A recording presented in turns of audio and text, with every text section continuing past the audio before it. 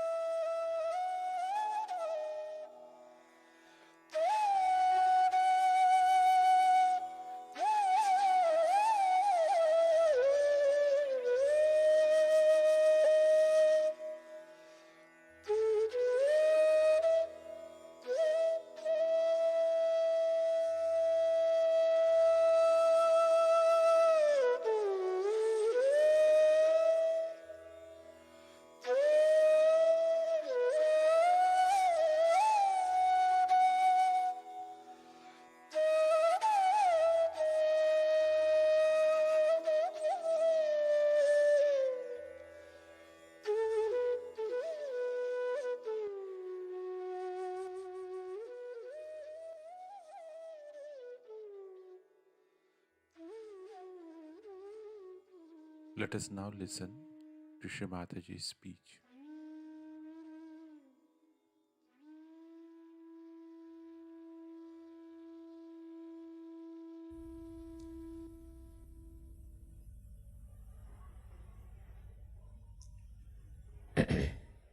Today we have gathered here to do the Kundalini Puja or the Adi Shakti Puja. There's a difference between the two. Adi Shakti is the total power of God, of His desire, while Kundalini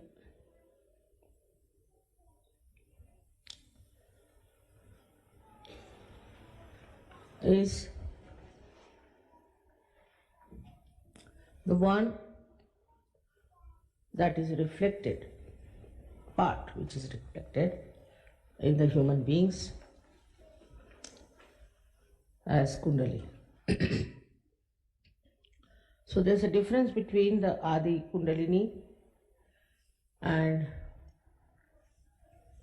the Adi Shakti. Adi Shakti is the Parashakti, is the power which is beyond all the powers, which controls all the powers.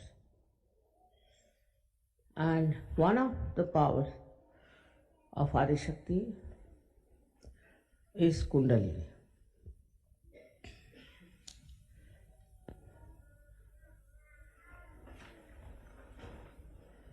For example, the Kundalini which is placed within me in the triangular bone is not totality of me. In the same way, the Kundalini which is placed within you is not the totality. Of course, it is the power which is there to give you your self-realization. It is the power that redeems you, that nourishes you, that enlightens your centers. But there are two other powers, as you know, very powerful, which are working through Ida and Pingala. And the third one is Mahalakshmi, which is in the center. Now, Kundalini's main job is to give you your self-realization, because she is your individual mother. Everyone has the Kundalini within himself or herself, reflected whatever may be the quality of that person. Now, as you see, reflections fall on everything. Say the reflection of the moon falls on the stone, we don't see any reflection. It then falls on a better reflector, say the water, then we can see the reflection. But when it falls on a mirror, which is very nicely made, say in Belgium, it reflects better. So that is how the reflection gradually goes on improving. In the same way, we have human beings who have different reflectors, but they can be improved and they can be made absolutely top class. It's possible. It depends. Now here it comes the two other powers that are within. The one power, which is the desire.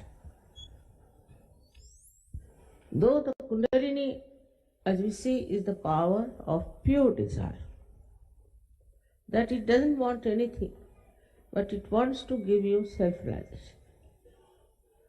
The other two powers, one of them is the mundane desire. This mundane desire, if it becomes nothing but pure desire, then Kundalini has no problems from the left side. But if it is not a pure desire, but full of other desires, for example, the first desire of human beings, which comes from animals, I think, is food. He wants food to nourish himself. But human beings don't only take food to nourish, also for the taste of it or for the beauty of it, which is innately working in them. That's why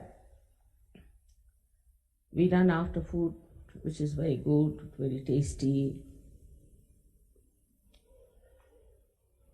All kinds of ideas we have.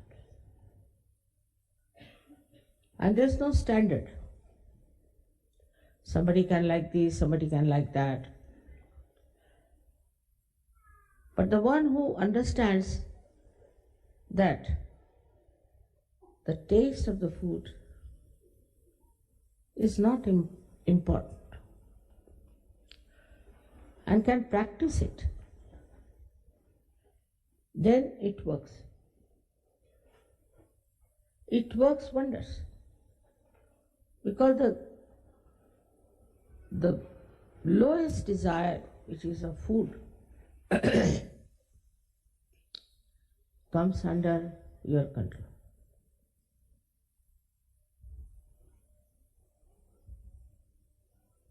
If you can sometimes go without food, of course not for God, but for yourself. God doesn't want you to starve. If you can live without food, if you can enjoy every type of food, then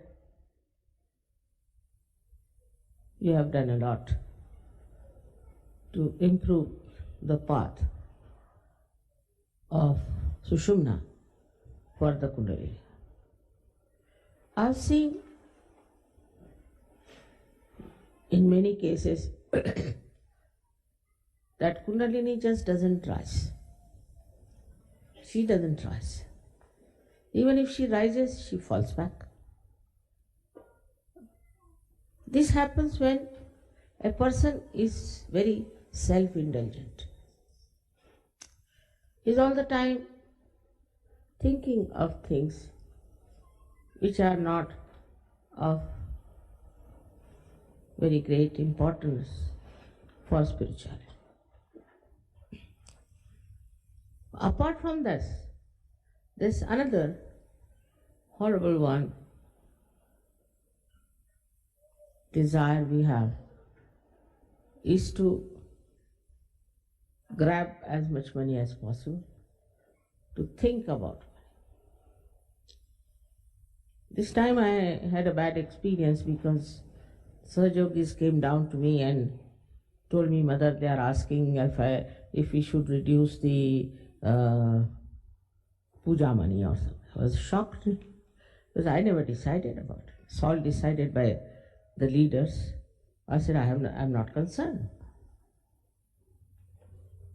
Then they would like to have a bargain, as you have in the shop, you see. Or maybe some sort of a sale or some sort of a thing. This is one of the greatest dangers in your ascent. For a guru, people pay millions and millions.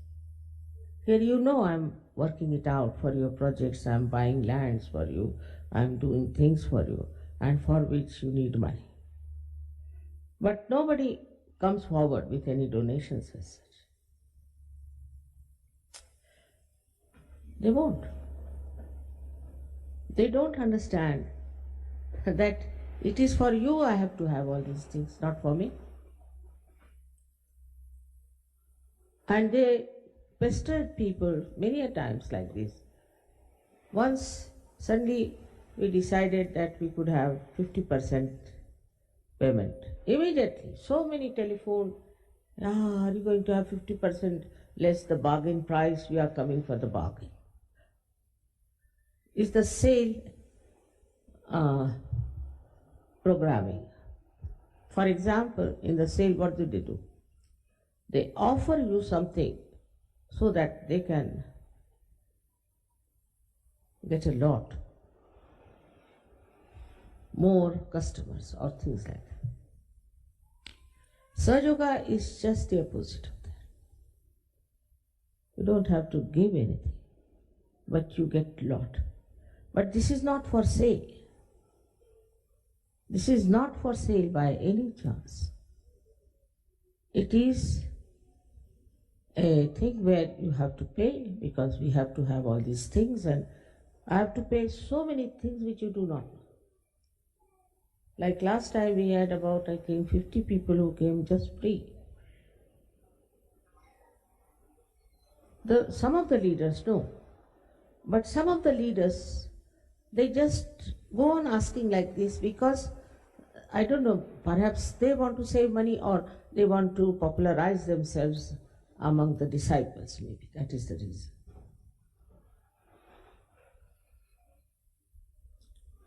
So this thinking about money itself is a very detrimental force for your spirituality. Otherwise, what others are doing is the same. All the time they are thinking of money, thinking of money.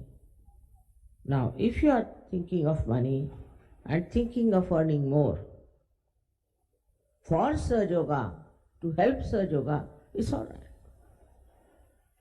But it is for your own ideas. In the West, it's very common. Not in India, I must tell you. India is a poor country. But one day, Yogi told me, Mother, I need some money for the school. I said, all right, I'll give you. No, he said, I'll collect. And he collected in one meeting 18 lakhs of rupees. Of course, I told him, now don't take it, I've got money to pay. Don't collect. But so much of money orientation all the time. Thinking about money, saving money, these things are absolutely against Sahaja.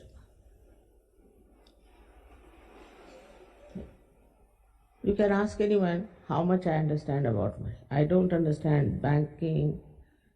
I cannot count. Even £1,000 I cannot count. I'll count them 2,000 or 3,000. I don't know what I do. My brain goes off when it comes to money. I don't know how to count. I'm not worried about what money we have, what we have. What we have to do is, this money is here, let us do something about it.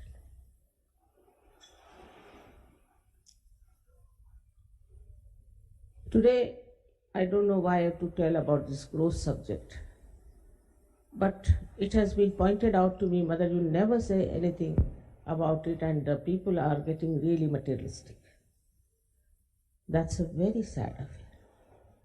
Even one person who is materialistic will have to go out of Sahaja.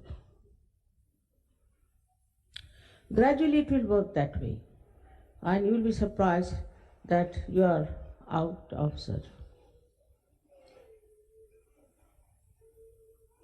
It is very amazing how, after getting realization also, getting on top of the world, we still live in small little holes like rats of this money business. This money has brought so much problems to our world. You can see it clearly. All this economics and all this knowledge of economics, where it has gone? Is the world better by it?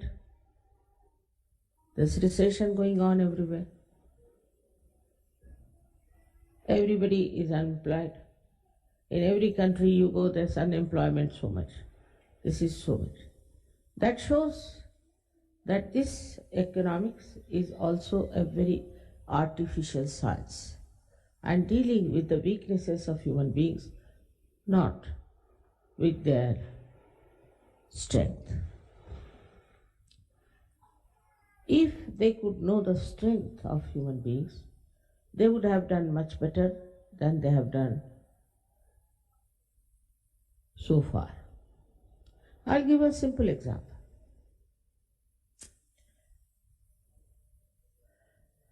Now, we have very sophisticated places in the West, very sophisticated. They have everything electrical, we push the button and everything is there. Especially in these modern planes, when I travel, I don't know which one to push because they are so slim and so delicate. You see, need a special artist to do that. All this is for what? For getting more money and more money and impressing people. But at the same time, people are fed up. When all these sophistications are on, they are fed up with computers, they are fed up with electricity, they are fed up with cement, they are fed up with all kinds of artificial things. It's a fact. Much more in the West than in the developing countries. They're just fed up. Now, this is the force. This is the strength. Why are they fed up? They are fed up because they have realized it doesn't give you joy.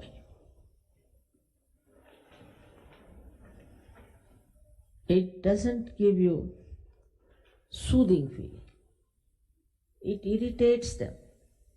So it is against human mind, human character, or human civilization. Something inhuman. So now what to do? I went to America once and went to see a friend of ours. And all the houses were covered with the cow dung color. So I said, why do they have this cow dung all over these houses, What is the matter with them? Why don't they have nice white, or another people like very much is this sand color? They said nowadays these Americans want to have cow dung. I said, cow dung for what? Because they are fed up of cement. Now they can't get so much cow dung here. So they have a special way of making cement look like cow dung. They mix up things so the color comes out like cow dung. So I said, why the cow dung of all the things, you see? So they said that some of them went to India and they had to sleep in some huts which were covered with cow dung. So they found out logically that cow dung, if we have, it will be the most soothing color for us. And so there were articles about it, and people have started using cow dung. So what is the force now behind? What is the strength? The strength is that they want to live in natural way. They don't want to have artificial things. So they go to another extreme to have cow dung. Sahaja Yoga is in between. Now, one has to understand that whether you put cow dung or you put cement or anything, it's not going to give you joy. See, for India, people who have got cement houses are great. According to them, cement represents luxury and also wealth. But in the West, if people see cement, my goodness, cement means to them it is something like a grave. So now, the positive thing that is in them is that they now want to live with the natural things.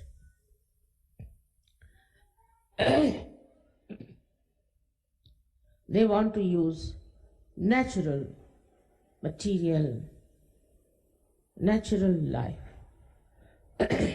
But to the extreme, if they go, you see, we had anti-culture like hippism and all that.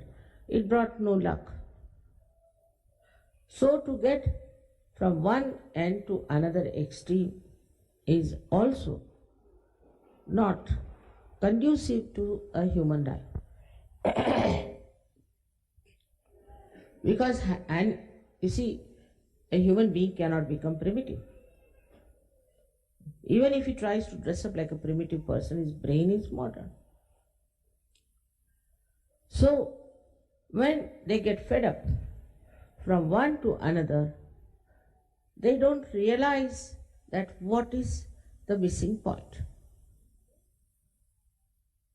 In both the things, whether you live like a rustic person or a very cementy person, any type you might live, the missing point is that in everything there is a competition.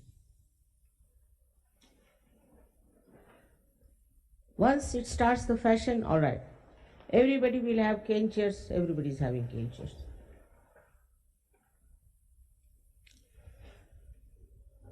Now, in this competition, they miss the point, is the joy. A person who is a realized soul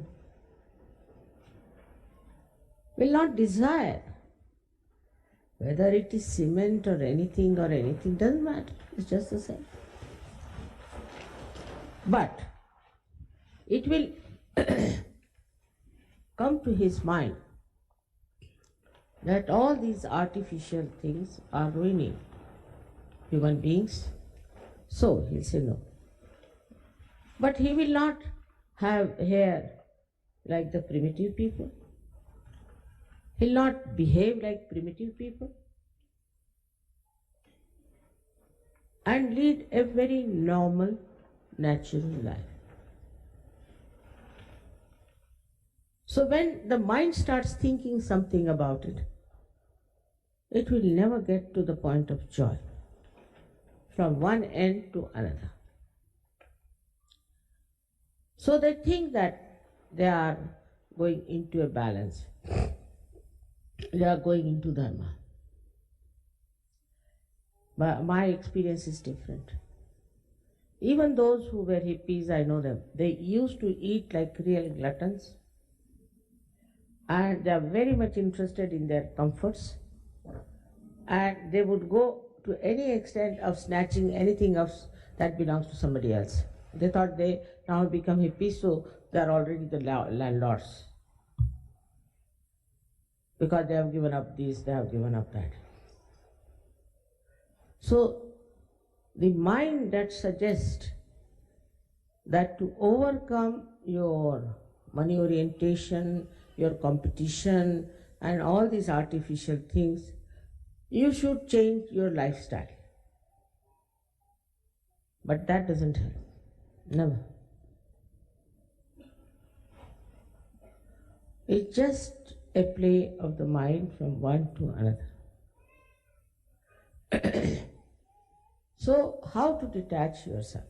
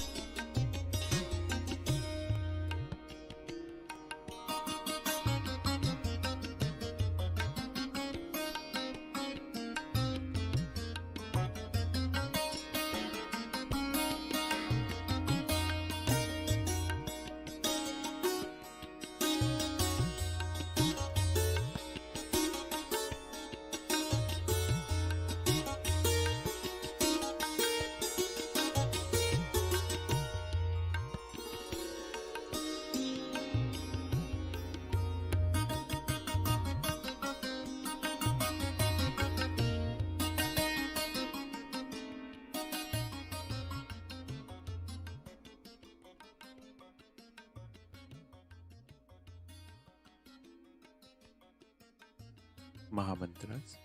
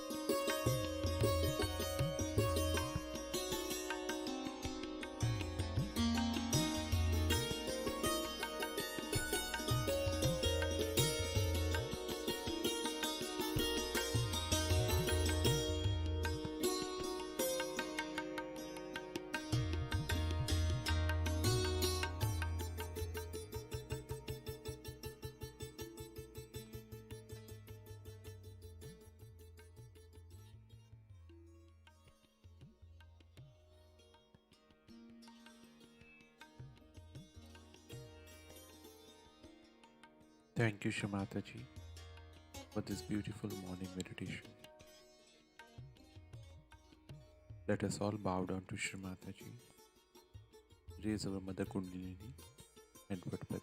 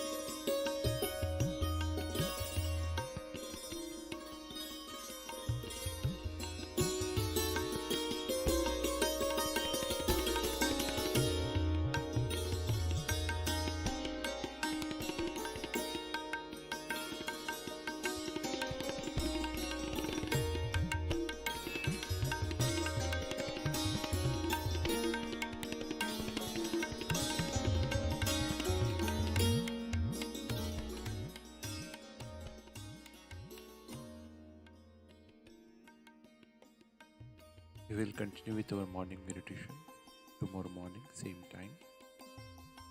Jai Shri Mataji.